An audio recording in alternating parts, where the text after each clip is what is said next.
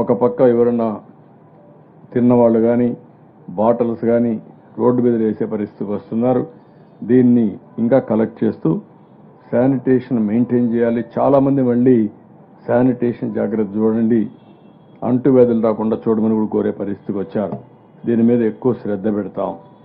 ఇంకొక పక్కన నేను ఏదైతే అందరి అభిప్రాయాలు తీసుకుంటున్నాం, మా ఆఫీసర్ల అభిప్రాయాలు కూడా తీసుకుంటున్నాం. ఇద్దరు అభిప్రాయాలు తీసుకొని మార్నింగ్ బ్రేక్ఫాస్ట్ కానీ లంచ్ కానీ డిన్నర్ కానీ మేము ఇక్కడి నుంచి ప్రొవైడ్ చేస్తున్నాం. అవసరమైతే వర్షాలు తగ్గే వరకు వాళ్ళ ఇండ్లకు సేఫ్గా పోయే వరకు ఈ కార్యక్రమాన్ని కొనసాగిస్తాం. ఎంత డబ్బులు అవుతున్నది కంటే ప్రజలు ఎక్కడా ఇబ్బంది పడకుండా ఉండాలనేది మా ఆలోచన. నిన్న మేము దగ్గర 56% రిక్వైర్మెంట్ ఉందని మాకు చెప్పారు. కానీ దానికంటే ఒక 10% అటు ఇటు మేము పంపించాం. ఈరోజు మీరు చూస్తే సాటిస్ఫాక్షన్ అందుబాటులో ఉందని 68% చెప్పే పరిస్థితికి వచ్చారు. మార్నింగ్కి అయితే 69% చెప్పారు. ఇంకొక పక్కన మనం చూసినప్పుడు ఈ డివిజన్ల వారిగా కూడా చూసాం. కొంతమంది దగ్గర సరిగా కూడా అక్కడ మేనేజ్మెంట్ కొంచెం ఇబ్బందులు ఉంటున్నాయి.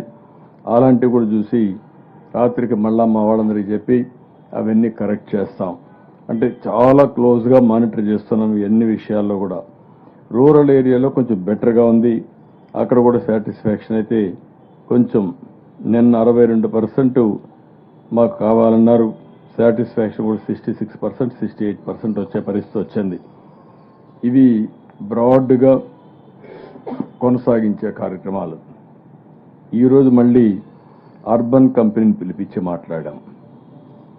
ఇండ్లకు అవసరమైనటువంటి స్కిల్డ్ లేబర్, మెకానిక్ కావచ్చు, కార్పెంటర్ కావచ్చు, ప్లంబర్ కావచ్చు, ఎలక్ట్రీషియన్ కావచ్చు, ఈ విధంగా వేరియస్ ఏదైతే ఒక గ్యాస్ స్టవ్ రిపేర్ చేసేదానికి ఒక వ్యక్తి కావాల్సి వస్తుంది, లేకపోతే ఒక ఫ్రిడ్జ్ రిపేర్కి కావాల్సి వస్తుంది, లేకపోతే ఒక టీవీ రిపేర్కి కావాల్సి వస్తుంది.